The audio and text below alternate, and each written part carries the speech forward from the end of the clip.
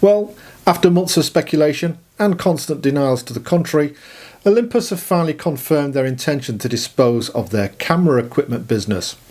But are they actually selling it?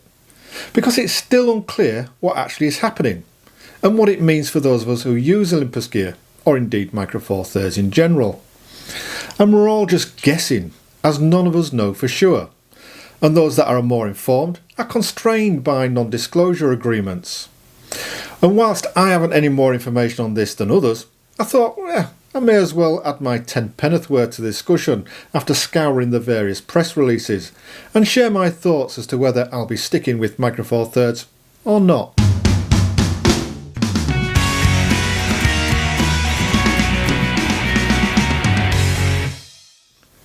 Hi, good to be with you all again, although I didn't expect that my next video would be this video.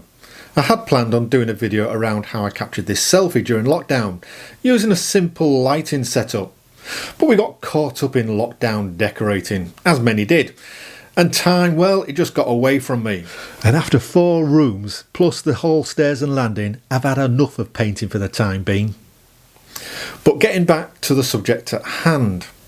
It's really quite sad that having just celebrated their centenary last year in 2019, Olympus announced on the 24th of June that they'd signed a memorandum of understanding, MOR, to, in their words, carve out the imaging business from Olympus to a new company whose shares will be subsequently transferred to a fund managed, operated or otherwise handled by JIP, Japanese Industrial Partners, which is quite a long convoluted statement with lots of wriggle room in it. The deal is to be agreed by the end of September and completed by the end of the year. And whilst much of this is still unclear, what has been clarified is that the future equipment will no longer sport the Olympus brand. Instead, cameras will be branded as either OMD or Pen and lenses as Zuiko. So simply put, the Olympus imaging division, which is responsible for cameras, lenses and audio recording devices, is being transferred to a new company for which JIP are handling the shares. So it's not actually clear whether JIP are to be the new owners of the company or not. It's also unclear whether Olympus will be retaining a stake in the new company or not, though in the statement they do reference operating the business with JIP. But effectively, this is the end of Olympus cameras as we know them. Now, this stripping out of the brand shouldn't be a surprise. Previous deals involving JIP include Sony Vaio computers, which JIP took over and are now sold under the Vaio brand, with no reference to Sony, even though Sony still retain a small stake in the company. And whilst Vaio continue to produce new models, they're not exactly setting the computer world alight with innovation, nor models that could be classed as exciting. And the fear is that this could spell the future for Olympus cameras as well. Now, in the short term, there are new models on Olympus's roadmap, which Olympus have stated will still materialise. But the final deal with JIP is still to be agreed. So unless Olympus retain a significant stake and say in the new company, things could change. But even if these items do arrive on the market, what then for any future releases? What expertise will there still be in the new company to develop new cameras or lenses, let alone new technology? Olympus have had a strong history of development and are largely responsible for the popularisation of the mirrorless form factor. But it has to be remembered that Olympus also operates a highly successful medical equipment division, which itself also uses imaging systems. No doubt up to now there's probably been some sort of symbiotic relationship between the medical equipment and imaging divisions. But with Olympus continuing with the medical side of things, one wonders how many of the technical brains of the company might move over from imaging to medical. In fact, the press releases regarding the MOR indicates that some restructuring will occur prior to the completion of the deals. And if Olympus do retain a stake in the new company, will they share know-how and technology with it? Remember, JIP themselves are not an R&D company, they're an investment company and have a history of selling on companies they acquire or outsourcing their activities. There are even suggestions that Olympus might actually be having to pay JIP to take the imaging business off their hands to free it from the constraints of downsizing the company themselves. Now, if you look at the various statements, I don't think the word sell is ever used. They talk about transferring the business. So when Olympus denied any intention to sell their camera business, it might actually be correct.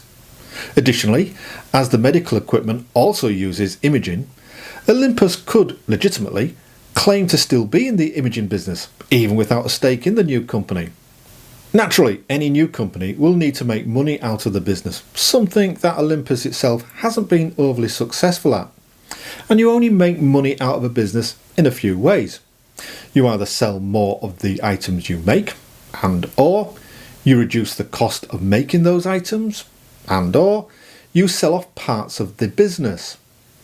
Now, this last one could mean buildings, patents, licensing out technology to others, or even the rights to manufacture. As for selling more items, well, it's always possible that a different marketing strategy could help a new company where Olympus failed. But whilst Olympus have been very generous in the past to users by releasing firmware that effectively gives you a new camera, the new company might consider that this doesn't make good business sense. Why give technology away when you can sell it on in a new model? However, it may well be the costs associated with manufacture that might be a prime target for any new company to save money.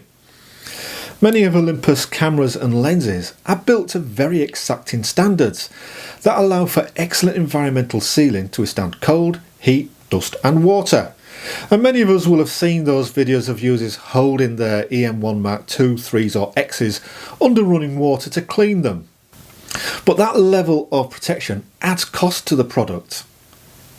Now, over recent years, Olympus has concentrated on producing higher end kit, which theoretically provides a higher margin.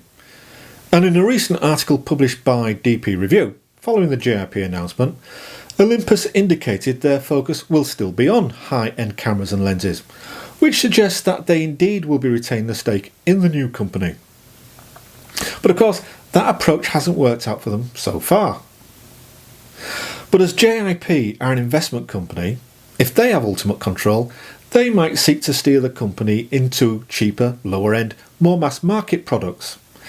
This for me is potentially hinted at by another line in Olympus's press release, which states, Olympus sees this transfer as an opportunity to enable its imaging business to continue providing value to long-time and new customers, fans and photography enthusiasts. It's notable that there's no mention of professional users in this statement.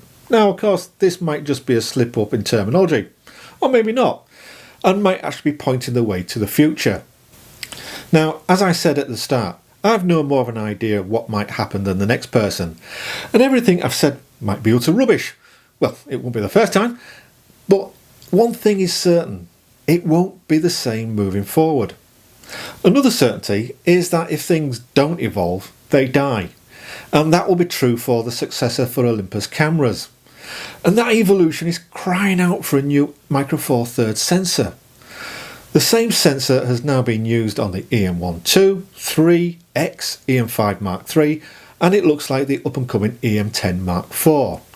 As such, it's very long in the tooth, and Olympus are quickly becoming a one-sensor company. But then, Olympus, according to others, don't actually develop sensors. They, like many, rely on Sony, who until recently had a stake in Olympus. Maybe the new company can reinitiate that partnership, and hopefully we'll see a new sensor sometime soon. If we don't, then I'm afraid no amount of jizzy gizmos will be enough to attract or keep users, and the writing will definitely be on the wall. So should you jump ship if you're an Olympus user? Well, I have no immediate plans to sell my Olympus kit, as it serves me well for what I need it for. It's not just going to suddenly stop working because of the deal, but if it does, there are plenty of repair facilities out there. But of course, these rely on parts from Olympus, and so it remains to be seen what the outcome of the final deal is before I make any final decision. Likewise, despite lusting after any additional kit, I'll probably hold off buying anything new until then, although there could be some very good deals in the offing, which might make it a good time to snaffle up some bargains if you're willing to take the risk. So never say never. But of course, Micro Four Thirds can't just rely on the loyalty of existing users. It needs to attract new users to survive. And the longer any uncertainty continues, the more challenging this will be. Okay, sorry for a rather gloom and doom video. I really do hope that I'm totally wrong regarding my comments, as I do enjoy using my Olympus kit, especially my EM1 Mark II and 12-100 combo. I now use that combo about 80% of the time, and the pair make a great travel combination. So let's hope the new company get themselves sorted quickly and give users the confidence to remain loyal. But as with all things, only time will tell for sure how things are going to pan out. But what do you think? Are you pessimistic or are you optimistic for the future of Micro Four Thirds? Are you sticking with or selling your Olympus kit? Let me know in the comments down below. Hopefully my next video will be a little bit more cheerful. Until then, many thanks for watching, keep safe, and TTFN, ta-ta for now. Olympus have finally confirmed their intention to dispose of their camera.